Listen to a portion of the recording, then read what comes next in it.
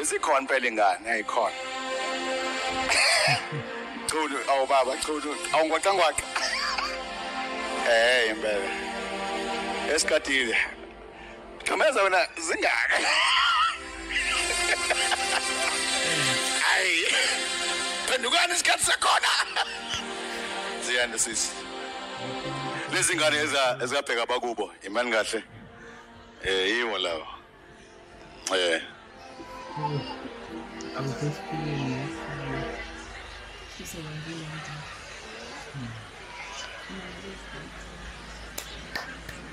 Sanibonani. Ngiyaphila. Angithanda ukunibingelela nonke. Njengoba sime lapha phambi kwenu yithi ingane zika BK. Ngizocela nje ngaphambi ukuthi ngikhulume kancane ngobaba nginazise. Mina indodakazi yakhe yokuqala uZiyanda kube uZenande la sino Andiswa uSethu uLisiho uSamkelo kanye noKhanyisani bese ke uboy omncane uIminathi and then khona nomunye isiswethu omncane uphumile ngathi etoilet igama lakho mihla yonke yena. Ubaba was a very great man. Ubesithanda sonke. We witnessed some of ukugula kwakhe, but nathi bezama ukuba strong, even naye uzamile ukuba strong. It was very difficult seeing ukuthi ubaba wakho is failing, he's getting hurt, uyawa phambi kwakho, nawe soyacabanga, ikhanda is all over the place, awusazi ukuthi uzoyenza njani, awusazi ukuthi uzothini.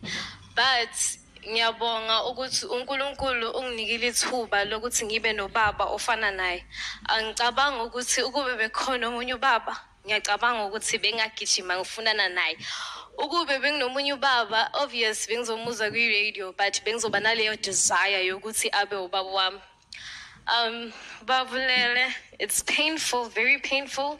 Ukuthi sonke njengoba simila asina baba, but we have our mothers and obaba omdala nobaba omncane, so bazosibamba nje ngesandla, and we promise to make ubaba proud.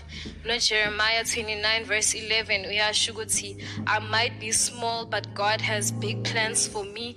No mubaba sebemthathile uNkulunkulu ayombeka endaweni yakho ukuphumula, sisabancane kodwa uzosinika inhlelo ezinhle eziningi, usazosivulela iminyango. Ecclesiastes chapter 9 verse 10, whatever your hand finds to do, do it with all your might, because in the grave where you are going, there is no knowledge, no might, no power. Ubaba usebenze kanzima uselele manje, kodwa ke nathi we promise to work hard, nokuthi nasesikoleni sisanda kuvula ushile, but that doesn't mean ukuthi imfundo zethu seyivalekile, because ngiyambonga kakhulu baba, you paid for our fees this year.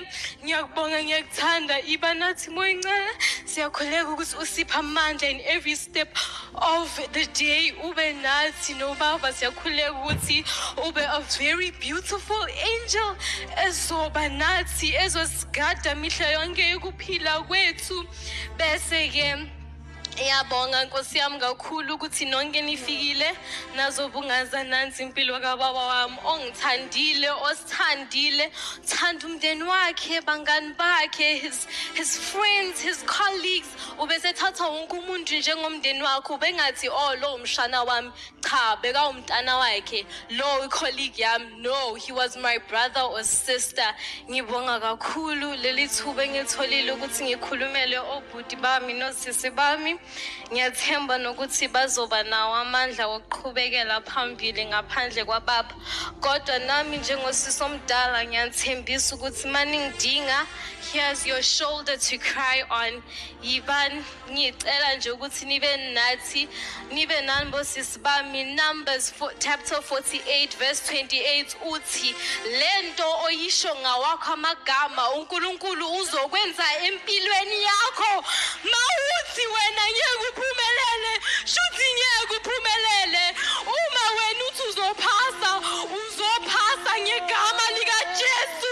Today ngiyastate ukuthi uNkulunkulu uzoba nawe. Yima nathi moya ngcwele nabo ama siblings wami. Ngiyabakhulekela ungalahlekele umngani, colleague, ubaba, ubhuti, umntwana, kodwa uNkulunkulu nonyazi luzonipha amandla lokuthi niqhubekele. Mihla yonke ungasahlali phansi njalo uze ngaphambili nawe bekubone. Ngiyabonga bafethu, ngiyabonga kakhulu bodade bami, bobhuti bami, ngiyabonga ama-colleagues kababa ngokumphatha kahle, ngiyabonga ukuthi animphathanga just as a colleague but nimphathe njengobhuti nani. Ngiyabonga nakini bangani ukuthi he was your best friend or your shoulder to cry on. Sengivala ngithi nje Alume nathi nje uNkulunkulu sivikele ube nathi nangumihla yonke ingane kaBaba. I think it's second last. Yes, uye lona. Ngiyakhulekela naye, ngiyamcelela nje ukuthi nibe naye. Angakaqali isikole kodwa usezosiqala amaduzane. Naye nje uBaba beyingelosi enhle ezombhekelela, abhekelele kanye nathi. Ngiyabonga kakhulu. Kulungile.